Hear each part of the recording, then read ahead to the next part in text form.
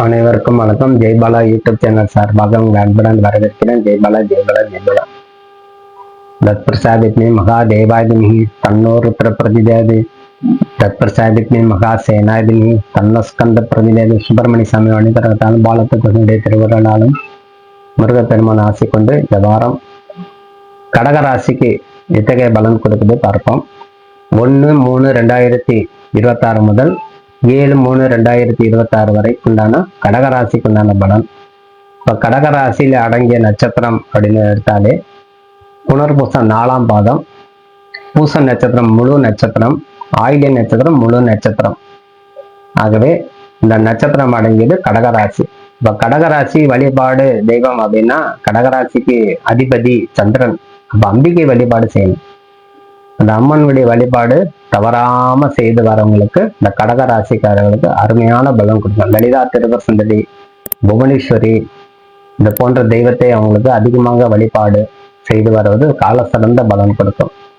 இந்த வாரத்துல உங்களுக்கு 8ஆம் இடத்துல நிறைய கிரகங்கள் மறைந்து இருப்பது சிறப்பு தர்றதுக்கு கொஞ்சம் தாமதிக்கும். உங்க பாக்கியஸ்தானாதிபதி சொல்லக்கூடிய 2ஆம் அதிபதி சொல்லக்கூடிய கிரகம், பாக்கியஸ்தானாதிபதி சொல்லக்கூடிய கிரகம் அனைத்துமே பூர்வ புண்ணிய ஸ்தானாதிபதி சொல்லக்கூடிய கிரகம் எல்லாம் 8ஆம் இடத்துல போய் அமர்ந்து சற்று மன தொய்வு. நீங்க ஒரு தொழிலதிபராக இருந்தா உங்களுக்கு நிறைய பேர் பணியாளர்கள் வேலை விட்டு போயிடுவாங்க. உங்களுக்கு பணியாளர் கிடைக்காது. நான் நிறைய பேர் வேலை வச்சிருந்தேன்னா ஒவ்வொரு ஆளாவே வெளியில போயிடுவாங்க. சம்பளம் பத்தலை, ஏதாவது ஒரு காரணத்தை சொல்லி அதிகாரம் அதிகமாக இருக்குது, பணி சுமை அதிகமாக கொடுக்குறாங்க அப்படின்னு சொல்லி இந்த கடகராசிக்காரர்கள் அதே மாதிரி பலன் கொடுக்கும். அதே மாதிரி நீங்க ஒரு உத்தியோகத்துல இருந்தா நம்ம வேலை செய்யற இடத்துல அதிகமா எனக்கு கஷ்டத்தை கொடுக்குறாங்க, அதிகமா நம்மளுக்கு மன உளைச்சல் ஆக்குறாங்கன்னு சொல்லி நீங்க அந்த வேலையை விட்டு வெளியில வந்துடுவீங்க. ஆகவே சற்று கவனமாக இருந்து பொறுமையாக இருந்து வரணும். அனுசரிப்பதோட இருந்து செயல்படணும். நீங்க ஒரு வேலை செய்யறோம்னா சக ஊழியர்கிட்ட முதல்ல அனுசரிப்போட நடந்துக்கணும். ஒரு மேனேஜரு, ஒரு சூப்பர்வைசர்லாம் இருக்கிறாங்கன்னா அவங்கள்ட்ட கொஞ்சம் பொறுமையாக இருந்து ஒரு அன்போட பேசி வருவது இந்த காலத்துல உத்தியோகத்தை தக்க வைத்துக் கொள்ளலாம். ஆகவே இந்த வாரம், இந்த மாதம் முழுவதும் நீங்க சற்று ஜாகிரதையா இருக்கணும். இந்த வாரத்துக்கு இறுதி பகுதி 6ஆம் தேதி சனி பயிற்சி, அப்போ உங்களுக்கு நன்மை நடக்கும். ஆக ஒவ்வொரு கிரகத்துண்டான மாற்றம். உங்க ராசியில சந்திரன் பகவான் அமர்ந்திருக்கிறார். அதுக்கப்புறம் 4ஆம் தேதி 2ஆம் இடத்துல செல்லும். ஆகவே 2ஆம் இடத்துல தன பிராப்தத்தை கொடுக்கும். 2ஆம் இடத்துல சந்திரன் அமர்ந்து இந்த 7 கிரகத்தை பார்க்கும்போது தண்ட சனி, அஷ்டம சனி போன்ற பலன் அமையும். ஆகவே இந்த கடகராசி 8ஆம் இடத்துல கிரகம் அமர்ந்திருப்பது சுபமா அசுபமான இரண்டுமே கலந்து கொடுக்கும். குரு பார்வை இருப்பதால் ஆகவே தடுமாற்றத்தை கொடுத்துக்கிட்டே இருக்கும்.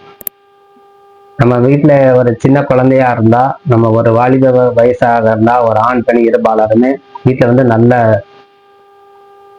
பலன் கொடுக்காது. அப்ப வீட்டுல நல்லா வாங்கி கடிப்போம் சொல்லுவோம். அப்ப வீட்டுல நம்மளுக்கு சுபத்தன்மை கொடுக்காது. அதே இது வெளியில போனா நல்ல மதிப்பு கொடுக்கும். இப்ப ரெண்டுமே மாற்றத்தை கொடுக்குது. இப்ப வீட்டுல போனா நம்மளுக்கு ஒரு அனுகூலம் கிடையாது. ஒரு நீங்க இல்லாரத்த அரசனாக இருந்தாலும் இல்லாரத்த அரிசியா இருந்தாலும் கணவன் மனைவிக்கு உண்டான பிரச்சனைகள் அதிகரிக்கும். ஆகவே சற்று கவனமாக கணவன் மனைவி உரையாடும் போதும், கணவன் மனைவியுடைய ஸ்தானம் சரியான முறையில அமையாதனால், லாபாதிபதியும் சொல்லக்கூடிய கிரகம், 4ஆம் அதிபதி சொல்லக்கூடிய கிரகம் 8இல் மறைவு சுக்கிரன், 2ஆம் அதிபதி சொல்லக்கூடிய சூரியன் 8இல் மறைவு, 5க்கும் 10ஆம் அதிபதி சொல்லக்கூடிய செவ்வாய் 8இல் மறைவு. ஆகவே அதே போல் 12க்கும் 3ஆம் அதிபதி சொல்லக்கூடிய புத பகவான் 8இல் மறைஞ்சிருக்கு. அதனால சற்று கவனத்தோட இருந்து செயலாற்றுவதே கால சம்பந்த பலம். ஆகவே இந்த காலத்துல எதிர்காலம் பற்றி நீங்க சற்று யோசிக்காமல் இருப்பதே சிறந்தது. வண்டி வாகனம் வாங்கணுமா கொஞ்சம் தள்ளி போடுங்க. ஒரு மாசம் மற்ற கிரகம்லாம் கொஞ்சம் விளக்கணும்.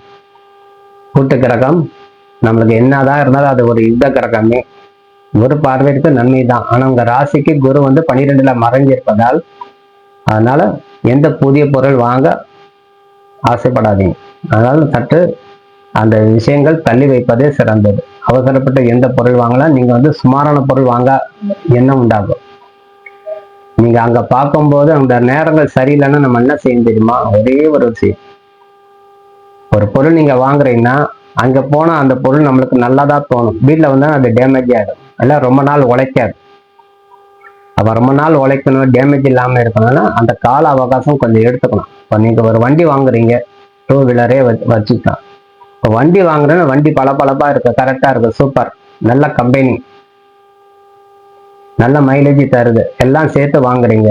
ஆனா அது ரிப்பேர் ஆகுற போது தான் உங்களுக்கு கஷ்டம். ஆனா உங்களுக்கு அந்த மாதிரி வண்டி அமைஞ்சிடும்.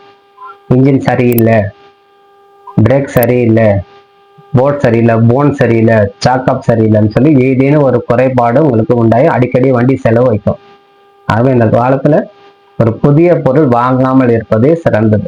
அதனால இந்த நிதானமாக இருந்து நிதானித்து செயலாற்றுவதே இந்த காலத்துல உங்களுக்கு மேன்மை நடக்கும். கடகராசி அஷ்டமத்துல இருக்கக்கூடிய கிரகத்தால் நம்மளுக்கு ஒரு பயத்தையும் சேர்த்து கொடுக்கும். நம்ம வாழ்க்கை இப்படியே போயிடுமோ, நம்ம வாழ்க்கை இது மேல முன்னேறாதோ, நீண்ட காலமாக வரன் பார்த்துட்டு இருக்கிறோமே, நீண்ட காலமாக ஒரு செயலுக்கு எதிர்பார்த்துட்டு இருக்கிறோமே அப்படின்னு இருந்தா அது கொஞ்சம் பாதகம் உண்டாகும். ஆனா உங்களுக்கு பெரியவர்கள் இருந்தா உங்க பெரியவர்கிட்ட போய் இந்த காலத்துல நீங்க ஆசீர்வாதம், உங்க தாத்தா இருக்கணும், உங்க தாத்தா பாட்டி இருந்தா அவங்ககிட்ட போய் ஆசீர்வாதம் ஆகும் போது இந்த கிரகத்து உண்டான தன்மை குறையும். இன்னைக்கு கூட்டு குடும்பம் இல்லை, தனித்தனியா இருக்காங்க. அதனால தாத்தா பாட்டி எங்க இருக்காங்க, அவங்ககிட்ட போய் அவங்களை ஏதேனும் ஒரு பொருள் வாங்கி கொடுத்து அவர்கிட்ட நீங்க ஆசீர்வாதம் வாங்கும் போது அவருடைய மகிழ்ச்சினால உங்களுக்கு இந்த தொல்லையில இருந்து விளக்கும். அந்த 9ஆம் அதிபதி 12ல மறைஞ்சிருக்கனால உங்க முன்னோர்கள் வழியில ஒரு ஆசீர்வாதம் வேணும். எங்க தாத்தா பாட்டி இல்லைங்க, நான் என்ன செய்யறதுன்னா அவங்க போட்டோ இருந்தா அந்த முன்னோர்களுடைய படத்தை நினைத்து மனதார வேண்டிட்டு வெளியில செல்லுங்க, உங்கள் காரியம் வெற்றி அடையும். ஆகவே எங்க தாத்தா பாட்டி போட்டோ மட்டும்தான் இருக்குது, இறந்துட்டாங்க அப்படின்னா, காலம் ஆயிட்டாங்கன்னா அவங்கள்ட்ட ஆசீர்வாதம் வாங்க முடியாது. நான் என்ன செய்யறது? 2 வகை அதுல. முதல்ல உங்க தாத்தா பாட்டியுடைய நேரடியா போய் தரிசனம் செய்யுது, அதாவது வணங்குறது, அவங்கள்ட்ட ஆசீர்வாதம் வாங்குறது. இல்லையா, நீங்க யாருக்காவது தாத்தா பாட்டி சொல்லியிருந்தா, பெரியவர்களை தாத்தா பாட்டின்னு நம்ம கூட்டணும், அவங்கள போய் பேசி அவங்ககிட்ட போய் ஏதேனும் ஒரு பொருள் கொடுத்து ஒரு பழம் கூட வாங்கி கொடுக்கலாம். அந்த மாதிரி அவங்ககிட்ட ஆசீர்வாதம் வாங்கும்போது நன்மை உண்டாகும். ஐயா அந்த மாதிரி ஒரு வேலைக்கு போகும்போது உங்களுக்கு பார்த்துட்டு போகலான்னு சொன்னா அந்த தாத்தா பாட்டி சொல்லக்கூடிய பேர் வாங்கலாம். அதனால இந்த வாரத்துல பெரியவர்களை மதித்து நடக்கும்போது கைமேல் பலன் கொடுக்கும். இந்த நாள் குடும்பத்துல பிரச்சனை நம்மளுக்கு உண்டாகுமானா சற்று ஏற்ற இறக்கமே இருக்கும். சரியான முறையில அணுகுமுறை இருக்க, மன சோம்பேறி, மன தோய்வு அத்தனை கொடுக்குமாக சற்று கவனமாக இருந்து வரக்கூடிய இந்த சந்திரனுடைய தன்மை சுமாரான முறையில இருப்பதால் கடகராசிக்காரர்கள் சற்று 8ஆம் இடத்துல இருக்கக்கூடிய கிரகத்தாலும், அது பின் சந்திர பகவான் உங்க ராசியிலிருந்து 2ஆம் இடத்துல 2 நாள் இருப்பார். அதுக்கப்புறம் 3ஆம் இடம் சொல்லக்கூடிய முயற்சி ஸ்தானத்துல சென்று விடுகிறார். ஆகவே அந்த முயற்சி ஸ்தானத்துல செல்லும் போது நம்மளுக்கு சற்று குழப்பத்தை கொடுக்கும். அப்ப முயற்சியில் ஈடுபடணும். இப்ப 2 நாள் தான் நல்லா இருக்கும், அதுக்கப்புறம் 3-4 நாள் தான் நல்லா இருக்காது. அதனால நிதானித்து செயலாற்றுவது கால சிறந்த பலன் கொடுக்கும். செய்ய வேண்டிய கடமை நம்ம தவறாம செய்து வரணும். அதிகாரம் துஷ்பிரயோகம் செய்யக்கூடாது. இந்த காலத்துல நீங்க ஒரு அரசு அதிகாரிகளாக இருக்கீங்கன்னா உங்களுடைய அதிகாரத்தை துஷ்பிரயோகம் செய்யாமல் இருப்பதே இந்த சிறந்தது. ஏன்னா பிற்காலத்துல அது பாதகம் உண்டாயிடும் உங்களுக்கு. ஆகவே அதிகாரத்தை சரியான முறையில பயன்படுத்திக்கணும். ஒரு அரசு ஊழியர்களாக இருந்தா, நீங்க தனியார் துறையில இருந்தாலும், நீங்க ஒரு மேனேஜர் போஸ்ட்ல இருக்கலாம், நம்ம ஒரு சூப்பர்வைசர் போஸ்ட்லன்னா நீங்க இன்னும் சற்று கவனமாக குறைகள் நடக்காம பாத்துக்கிறது உங்களுடைய சிறந்தது. இல்லைன்னா மேலிடத்துல இருந்து உங்களுக்கு ஏதேனும் ஒரு பிரச்சனை வரக்கூடிய தன்மை கொடுக்கும். அதனால சற்று கவனத்தோடு இருந்து அம்பிகை வழிபாடு, காத்தியானி கன்னியமரினி தன்னோ துக்கி பிரஜிதேங்கிற துர்காவுடைய மந்திரம் சொல்லிட்டே வாங்க. புவனேஸ்வரி ஓம் ஸ்ரீம் புவனேஸ்வரியே நம அப்படிங்கிற மந்திரம் சொல்லிட்டு வாங்க. லலிதா திருவர் சுந்தரியுடைய மந்திரம் சொல்லிட்டே வாங்க. ஓம் மைன்கிரம் ஸ்ரீம் சோக்லிமிங் கையில் அறிஞ்சு மசகல அறிஞ்சு சகல அறிஞர் லலிதா மகா திருவர் சுந்தரி பராபரப்பட்ட அதிகமாக அந்த மந்திரம் சொல்லிட்டு வாங்க. அவங்களுக்கு ஏற்ற மந்திரம் சொல்லிட்டு வர வர உங்களுக்கு வாழ்க்கையில மேல்மையை நல்கும் சொல்லி விடைபெறுகிறேன். நன்றி, வணக்கம். ஜெயபாலா வாழ்க்கை வளர்ப்பேன்.